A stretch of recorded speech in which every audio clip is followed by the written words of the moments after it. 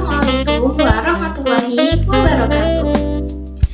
Halo semua, perkenalkan kami dari kelompok 8 kelas 6 MB pada kali ini akan mempresentasikan materi mengenai analisis kredit dengan metode 5C. Sebelum itu perkenalkan, saya Sasi Kirana Az-Zahroh dan rekan-rekan saya ada Ika Puspitasari dan Arida Nur Safitri. Baik, selanjutnya kita akan membahas mengenai analisis kredit menggunakan metode 5C. Sebelum bank dan lembaga keuangan memberikan pinjaman kepada nasabah, pihak bank perlu melakukan analisis terlebih dahulu agar pinjaman yang diberikan dapat kembali sesuai dengan waktu perjanjian. Metode yang paling sering digunakan adalah metode 5C yang terdiri dari karakter, capacity, collateral, capital, and condition of economy. Metode 5C bertujuan untuk menilai kelayakan dari nasabah sehingga risiko kredit macet dapat diminimalkan. Komponen yang pertama adalah karakter. Karakter merupakan penilaian terhadap kepribadian dan iktikat baik dari calon peminjam.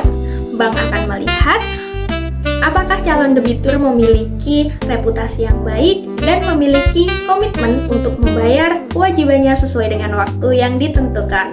Sebagai contoh, jika seseorang memiliki riwayat pembayaran cicilan dengan lancar dan tidak ada penunggakan, maka bank akan melihat bahwa ia memiliki keperilakuan yang baik dan potensi untuk mendapatkan kredit juga lebih besar. Selanjutnya akan dijelaskan mengenai capital and capacity. Selanjutnya yaitu komponen kedua dalam analisis kredit 5C adalah capacity atau kemampuan. Capacity sendiri itu merupakan kemampuan calon debitur dalam membayar pinjaman berdasarkan pendapatan atau arus kas yang dimiliki. Nah, dalam aspek ini bank juga akan menilai apakah penghasilan yang diperoleh itu cukup untuk membayar angsuran kredit secara rutin. Nah, untuk beberapa indikator yang digunakan antara lain yaitu besarnya pendapatan, stabilitas pekerjaan, laporan keuangan usaha, serta rasio antara pendapatan dan kewajiban yang dimiliki. Sebagai contoh, seorang karyawan dengan pendapatan tetap setiap bulan tentu memiliki kapasitas pembayaran yang lebih mudah diprediksi dibandingkan seseorang yang memiliki penghasilan tidak tetap. Nah, untuk selanjutnya yaitu komponen ketiga, yaitu komponen kapital atau modal. Nah, kapital ini menunjukkan jumlah kekayaan atau dana yang dimiliki oleh calon debitur. Jadi, semakin besar modal yang dimiliki, juga akan semakin besar pula tingkat kepercayaan bank karena debitur dianggap memiliki kemampuan finansial yang lebih kuat. Pada kredit usaha, bank biasanya melihat jumlah aset, tabungan, investasi, serta modal yang telah ditanamkan dalam usaha tersebut.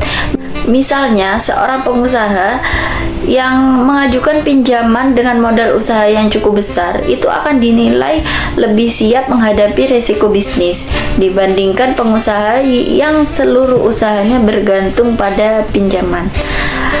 Untuk selanjutnya akan dijelaskan mengenai collateral dan condition of economy. Terima kasih. Komponen keempat adalah kolateral atau jaminan. Kolateral merupakan aset yang dijadikan jaminan oleh debitur kepada pihak bank. Jaminan ini berfungsi sebagai perlindungan bagi bank apabila debitur tidak mampu melunasi pinjamannya. Bentuk jaminan dapat berupa sertifikat tanah, rumah, kendaraan bermotor, deposito, maupun aset berharga lainnya.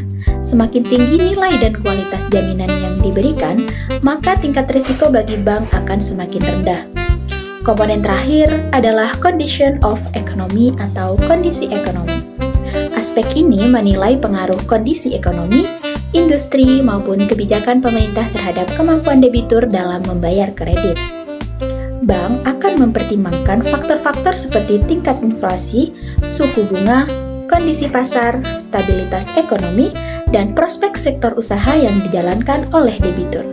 Sebagai contoh, Ketika kondisi ekonomi sedang mengalami perlambatan, resiko gagal bayar cenderung meningkat sehingga bank akan lebih berhati-hati dalam memberikan kredit. Sebagai kesimpulan, metode 5C terdiri dari karakter, capacity, capital, collateral, dan condition of economy. Kelima aspek tersebut digunakan oleh bank untuk menilai kelayakan calon debitur serta mengurangi resiko kredit bermasalah. Dengan memahami analisis kredit 5C, kita dapat mengetahui bagaimana lembaga keuangan mengambil keputusan dalam memberikan pinjaman secara lebih aman dan objektif.